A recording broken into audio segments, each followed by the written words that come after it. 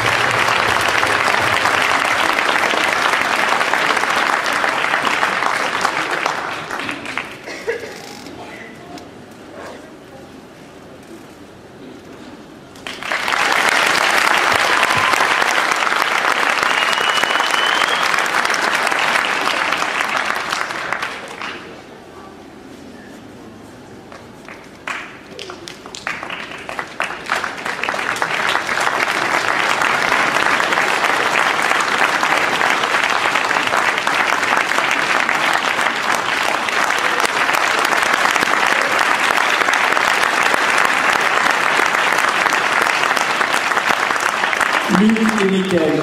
David, merci de venir nous rejoindre.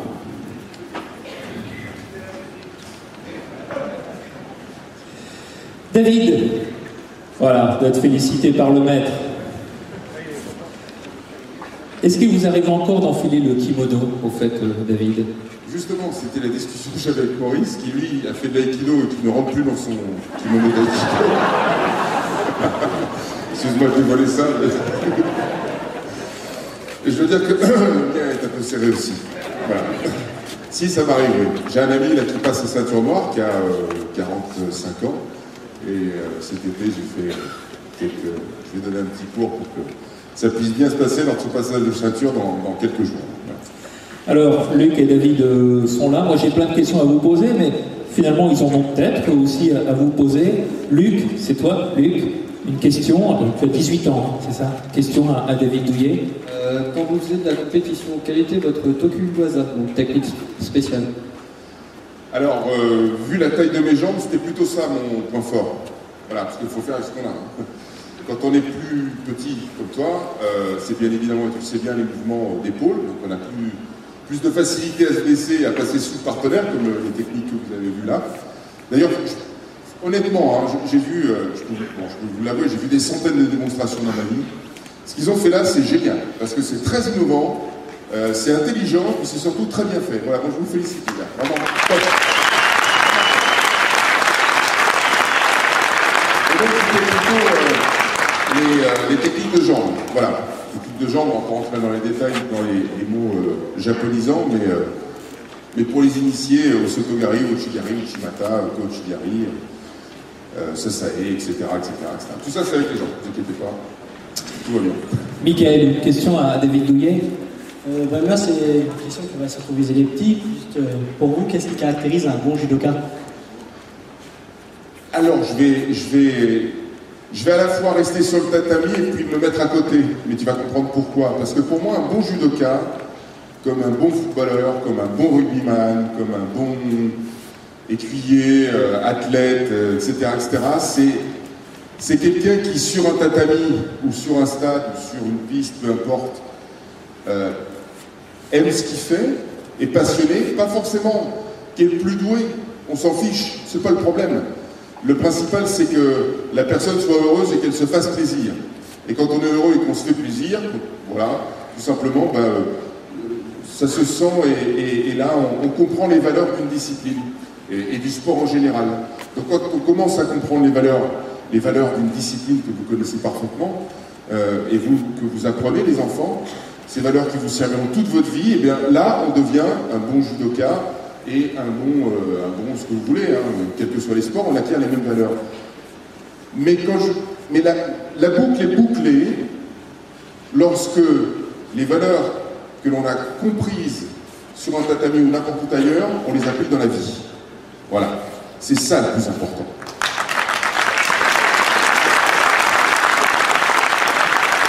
Merci Luc David, merci Michael Doigt, merci David Douillet pour ces bons conseils. Vous savez, ils sont bons, mais il y a une explication. Ils sont du Loir-et-Cher. Voilà. Alors, on les applaudit. Restez avec nous, David. Alors, on va juste prendre une minute maintenant.